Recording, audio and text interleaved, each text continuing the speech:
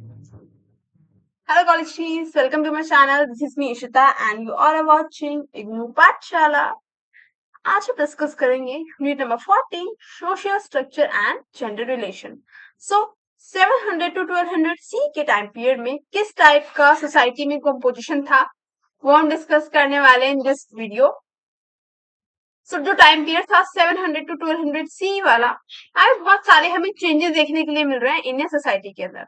So one system बन गया है बहुत ज्यादा रिजिड, जो अब की बेस्ड हो चुका है बर्थ के ऊपर. अर्ली वैदिक पीरियड में क्या था ना कि जो वर्ण सिस्टम था, ये जो विभाजन था सोसाइटी के अंदर लोगों का, वो बेस था कि आप क्या काम कर रहे हो ऑक्यूपेशन पे. बट जैसे जैसे जैसे ब्राह्मण्स का रूल जो है डोमिनेंस बढ़ता गया, ऐसे ऐसे क्या होता गया कि वर्ण सिस्टम बन गया बहुत ज्यादा रिजिड कि बाय बर्थ अगर आपको क्षत्रिय क्लास में पैदा हो गया तो वो क्षत्रिय ही कहलाएगा. ओके, जैसे अगर हम आज का मॉडर्न वर्ल्ड देखें तो अच्छा मैं किसी और का एग्जांपल नहीं अपना ही देती हूँ. ठीक है, मेरी कास्ट चौहान है तो हम राजपूत में आते हैं तो बड़ा इसका मतलब ये थोड़ा ना हम आर्मी में है, मिलिट्री में है ना, नहीं है ना, बट स्टिल हम राजपूत ही कहलाते हैं बिकॉज बाय बर्थ जो एक कास्ट सिस्टम बना दिया गया. First is social structure. Social structure refers to the organisation of society. कैसे सोसाइटी पूरी ऑर्गेनाइज है, वर्ण में ऑर्गेनाइज है, जातियों में बटी हुई है, ऑक्यूपेशन के थ्रू कैटेगराइजेशन है, कैसे ऑर्गेनाइज है. Features, society become more hierarchical. Society के अंदर हम एक हायरार्की देख रहे हैं जहाँ पे ब्राह्मण, जैसे आपने अभी सीजीबी प्रोटेस्ट देखा तो वहां पे ब्राह्मणवाद के नारे लग रहे थे. क्यों लग रहे थे? बिकॉज ब्राह्मण्स को सोसाइटी में सबसे उच्च स्थान दिया गया है. नेक्स्ट क्षत्रिय, थर्ड वैश्य, फिर शूद्र आते हैं. बट हम आज के टाइम पे अगर देखिए मॉडर्न वर्ल्ड में तो कोई इतना कास्ट सिस्टम मतलब ये जाति सिस्टम को इतना कोई मानता नहीं है. जो भी लोग मतलब लॉजिकल सोचने वाले होंगे ना, एंड ज्यादा अपनी कास्ट को सुपीरियर नहीं मानते होंगे, रैशनल जो थिंकर्स होंगे वो नहीं मानते हैं सच वर्ण सिस्टम में कुछ. ठीक है, अगर हम ब्राह्मण है तो ब्राह्मण है, क्षत्रिय है तो क्षत्रिय, वैश्य है तो वैश्य, शूद्र है तो शूद्र है. क्या हो गया? आज के टाइम पे तो शूद्र भी ट्रेड कर रहे हैं भाई, बड़े बड़े करोड़पति हैं. नेक्स्ट इज न्यूमरस, जाति.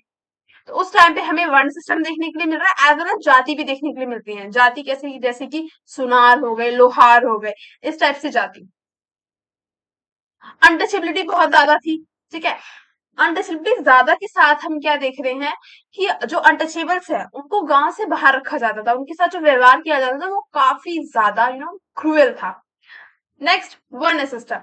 वर्ण सिस्टम में टॉप मोस्ट में आते ब्राह्मण. आइए सोशल स्टेटस ये इंजॉय करते हैं. मैंने आपको काफी बार बताया है कि ये इनको लैंड ग्रांट्स मिलता था थ्रू किंग्स. किंग इनको भूमि दान करते थे और उस दान को कहते थे ब्रह्मदया.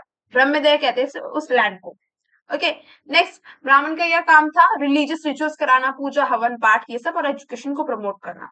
नेक्स्ट हमारे आते हैं क्षत्रिय. क्षत्रिय का काम था, क्षत्रिय को बेसिकली वॉरियर क्लास कहते थे, जिनका काम था अपने राज्य को बचाना, अपने लोगों की सुरक्षा करना, as well as law and order को मेंटेन करना. जो हम आज के टाइम पे देखते हैं ना गवर्नमेंट कर रही है वो काम, लॉ एंड ऑर्डर मेंटेन करना, अपने स्टेट को प्रोटेक्ट करना, अपनी कंट्री को प्रोटेक्ट करना. Sorry. Next is Vaishyas. Vaishyas होते थे ट्रेडर, मर्चेंट्स, आर्टिशन और बड़े बड़े एग्रीकल्चरिस्ट यानी जो लैंडलॉर्ड वगैरह. नेक्स्ट आते थे शूद्र.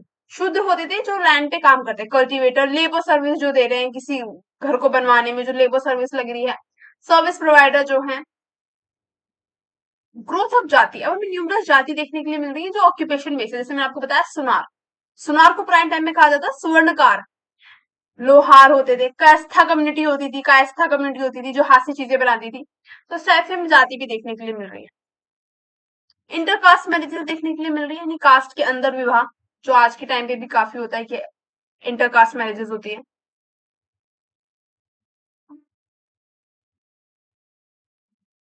इफेक्ट्स इसका, इफेक्ट क्या थे? अब सोसाइटी पे इस चीज के इफेक्ट क्या है? जो ये रिजिड कास्ट सिस्टम बना, से इफेक्ट है सोसाइटी में बहुत ज्यादा स्ट्रेटिफाइड बनी है, यानी एक स्ट्रक्चर पूरा स्टैब्लिश हो गया कि हाँ फर्स्ट पे ये है, सेकंड पे ये है, थर्ड पे वैश्य है, फिर फोर्थ नंबर पे शूद्र है और उससे बाहर है untouchables.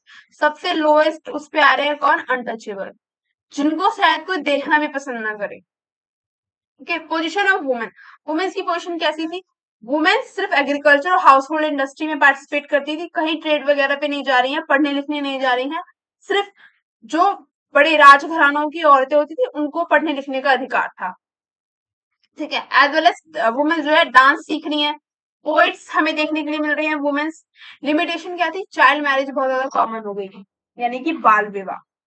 Women inheritance rights for limited, यानी कि अपने पिता की प्रॉपर्टी को इनहेरिट नहीं कर सकती वुमेन्स। पेट्रियार्कल कंट्रोल बहुत ज्यादा बढ़ गया था। विडो रीमैरिज डिक्लाइन, यानी अगर कोई विधवा हो चुकी है तो उसको रिमैरिज होने का, दोबारा से शादी करने का कोई अधिकार नहीं है। सती सिस्टम बहुत ज्यादा यूनिवर्सल हो गया था। Practice such as sati existed in some region but not universal, मतलब पूरे ऑल ओवर द इंडिया में नहीं थी, बट नॉर्दर्न इंडिया में काफी ज्यादा थी। ठीक है, हम याद रखेंगे कि नॉर्थ इंडिया में यूनिवर्सल थी, बाकी ऐसा नहीं है कि पूरे इंडिया में हो।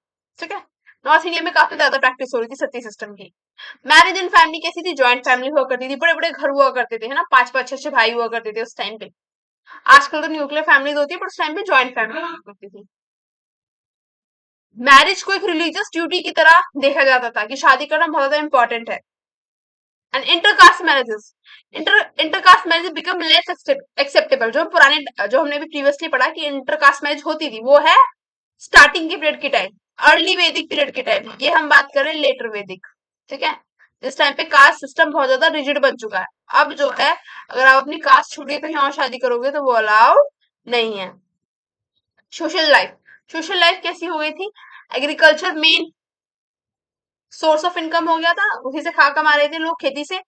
नेक्स्ट, टेम्पल बहुत ज्यादा इंपॉर्टेंट बन गए थे, क्योंकि इस टाइम पे रिलीजन काफी ज्यादा कोर फोकस बन गया था लोगों का, लोग बहुत ज्यादा धार्मिक हो गए थे। ठीक है। Third, festival fairs pilgrimage promote social interaction.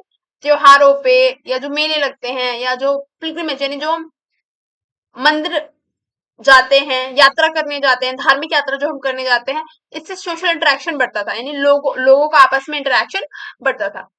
Rural society remain the foundation of economy, यानी जो ग्रामीण सोसाइटी है, जो गांव का इलाका है, वो ही इकोनॉमी की नींव था उस टाइम पे। Next, gender relations. अब जेंडर रिलेशन कैसे थे? जेंडर रिलेशन का मतलब है कि सोसाइटी में कौन किस टाइप के रोल जो है और रिस्पॉन्सिबिलिटीज निभा रहा है। हम क्या देख रहे हैं कि सोसाइटी बहुत ज्यादा मेन कंट्रोल हो गई है, पेट्रियार्की है हर जगह। वुमेन्स का काम है सिर्फ घर पे रहना या सिर्फ खेतों में काम करना और अपने बच्चों की देखभाल करना। ओके, सिर्फ जो इलाइट वुमेन थी वो भी बहुत कम नंबर में देखने के लिए मिलती है, यानी कि इलाइट वुमेन का मतलब जो राजा महाराजाओं की जो वाइफ होती थी ना, वो सब, उनके पास थोड़ा बहुत पॉलिटिकल इन्फ्लुएंस रहता था। बाकी जो कॉमन वुमेन है, कॉमन नारी है, वो सिर्फ अपने घर के काम काज तक सीमित थी, ट्रेड वगैरह एजुकेशन वगैरह उनको नहीं मिल पाती थी। Next, impact of land grant. अभी जो ब्राह्मण्स को राजा लैंड ग्रांट कर रहा था, उसका क्या इम्पैक्ट पड़ा? तो पहला, ब्राह्मण्स बहुत ज्यादा स्ट्रांग हो गए।